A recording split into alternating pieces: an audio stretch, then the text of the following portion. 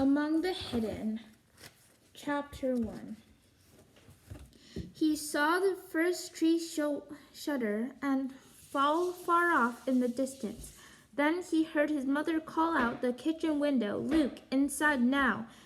He never disobeyed the order to hide. Even as a toddler, barely able to walk in the backyard tall grass, he had somehow understood the fear in his mother's voice. But on this day, the day they began taking the woods away, he hesitated. He took one extra breath of fresh air scented with clover and honeysuckle and coming from far away pine smoke. He laid his hoe down gently and savored one last moment of feeling warm soil beneath his bare feet. He reminded himself, "I will never be allowed outside again, maybe never again as long as I lived." He turned and walked into the house as silently as a shadow. Why, he asked at the supper table that night. It wasn't a common question in the gardener's house. There were plenty of hows. How much rain the backfield gets, how the planting's going, even what Matthew do the 5/16 wrench, what's Dad going to do about the busted tire. But why wasn't concern much worth asking? Luke asked again, Why do you have to sell the woods?" Luke's dad hampered and paused in the midst of shoveling forkfuls of boiled potatoes into his mouth. "Told you before, we didn't have a choice. Government wanted it. You can't tell the government no."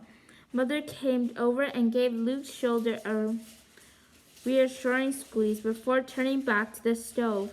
They had defied the government once with Luke. That had taken all the defiance they had in them, maybe more.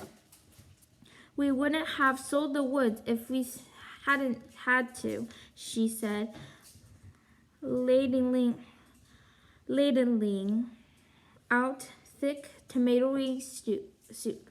"The government didn't ask us if we wanted a house there." She pursed her lips as she slid the bowl of soup onto the table. "But the government's not going to live in the houses," Luke protested. At 12, he knew better, but sometimes still pictured the government as a very big, mean, fat person, 2 or 3 times as tall as an ordinary man, who went around yelling at people, "Not allowed," and "Stop that." It was because of the way his parents and older brothers talked. "Government won't let us plant corn there again. Government keeping the price down. Government not going to like this crop. Probably some of the people who live in those houses will be government workers," Mother said.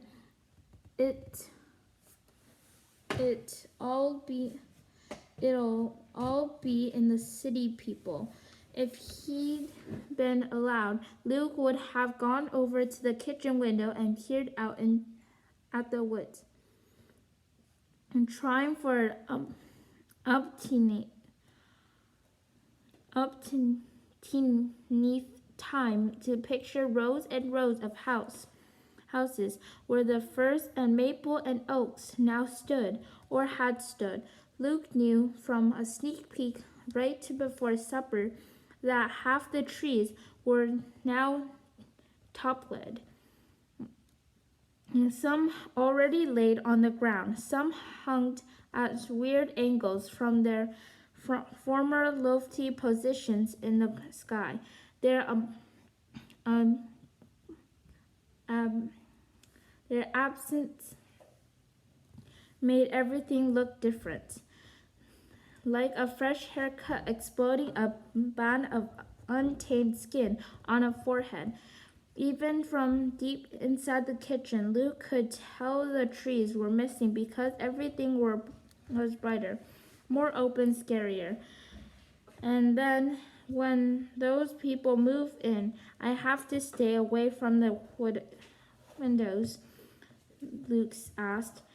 Though he knew the answer, the question made Dad explode. He slammed his hand down on the table. And then, you gotta stay away now. Everybody and his brother going to trampling down around back there to see what's going on. They see you. He waved his fork violently. Luke wasn't sure that the gesture meant, but he knew it wasn't good. No one had ever told him exactly what would happen if anyone saw him. Death? Death was what happened to the runt pigs who had got stepped on by their stronger brothers and sister. Death was a fly that stopped buzzing when the swatter hit it. He had a hard time thinking about himself in connection with the smashed fly or the dead pig, gone stiff in the sun. It made his stomach feel funny, even trying. I don't think it's fair. We've got to do Luke's chores now. Luke's other brother, Mark, grumbled. Can't he go outside some? Maybe all night? Luke waited hopefully for an answer, but Dad just said no, without looking up. It's not fair, Mark said again. Mark was the second son, the lucky second. Luke thought that when he was feeling sorry for himself. Mark was 2 years older than Luke, and barely a year younger than Matthew, the oldest. Matthew and Mark were easily recognizable as brothers, with their dark hair and chiseled faces. Luke was a fairer, small-boned, soft-looking. He's often wondered if he'd ever looked tougher like them. Somehow he didn't think so. Luke, don't do nothing, no how, Matthew jeered. We won't miss his work at all. It's not my fault, Luke protested. I'd help more if... Mother laid her hands on his shoulder again. Hush, all of you, she said. Luke will do what he can. He always has. The sound of tires on the gravel driveway came through the open window. Now who? Dad started. Luke knew the rest of the sentence. Who could that be? Why were they bothering him now? His first chances all day to sit down. It was a question Luke always heard the end of from the other side of a door. Today, skittish because of the wood coming down, he scrambled up faster than usual, dashing from the door to the back of the stairs. He knew without watching that Mother would take his plate from the table and hide it in a cupboard, would slide his chair back into the corner so it looked like an unneeded spare. In 3 seconds, she would hide all the evidence that Luke existed, just in time to step to the door and offer a wary smile to the fertilizer salesman or the government inspector or whomever else had come to interrupt their supper.